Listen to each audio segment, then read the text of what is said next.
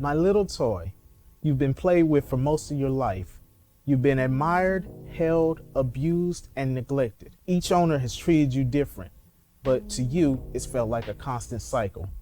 Admiration, long periods of holding, abuse, and neglect. Then your former owner throws you away. You've been broken many times, and people still try to play with you until one day you completely break. As I passed by, you called out to me saying, "Fix me, make me what I once was." I got you out of the trash with the hopes of making you like new. I took you apart and we both tried to fill in your missing pieces. I tinkered here and there to figure out what works and what doesn't work. I've almost finished fixing you, and it's your decision if you want to leave again and risk being broken, or if you want to continue to be improved, to be made better than before. I'll still be nearby with the right tools to repair you once again, my little toy. I had been writing for about a good 6 years at the time. I really don't have many styles of poetry. I used to do haikus, but they kind of got cheesy. I used to do limericks, but once you hear one, "There once was a man from Nantucket," you're kind of like, stop.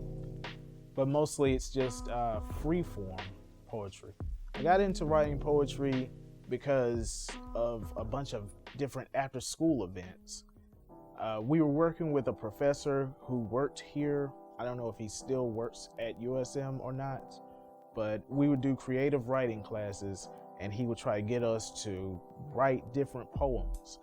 And he taught us poetry doesn't always have to rhyme, that you can just write what's in your heart and give it to the world, and that will be your poetry. My inspiration behind the toy came from a bit of heartache over a decade ago when I was trying to get someone that I was really interested in.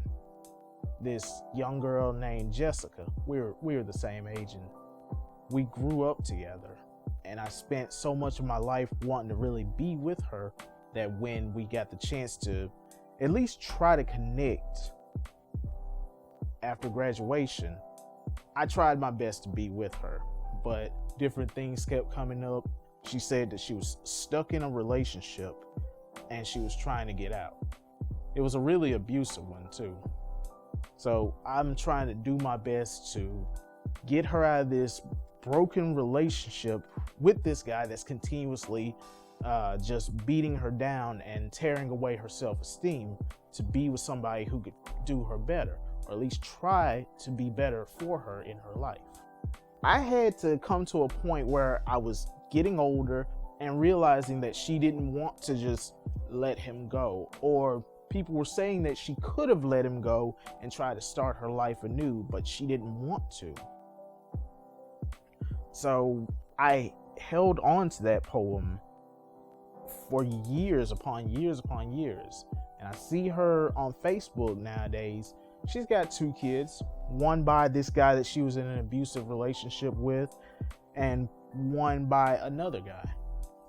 But at least she did finally divorce the guy. Well, she went on to marry him.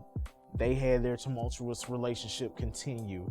Then she worked up the nerve to leave him. But by that time, I was already taken. So I couldn't go after her. I couldn't try to be there for her like that. I kind of feel bad admitting this, but when it comes to my poetry, I've noticed this pattern. It's me writing for what I want, not for what I have. When it came to other poems, I wrote for different girls I had crushes on, just how my feelings were towards them. But with my current wife, I have no poetry, nothing, not a single thing written for her, because I have her. I made sure I had her. I don't want that to sound like something vicious or anything, but I saw somebody who really cared for me, and I felt like we could connect, and I didn't have to write about my longing, about my wishes for someone.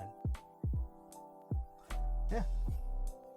So that's it with my writing. I don't think I've really written anything like probably 12 years.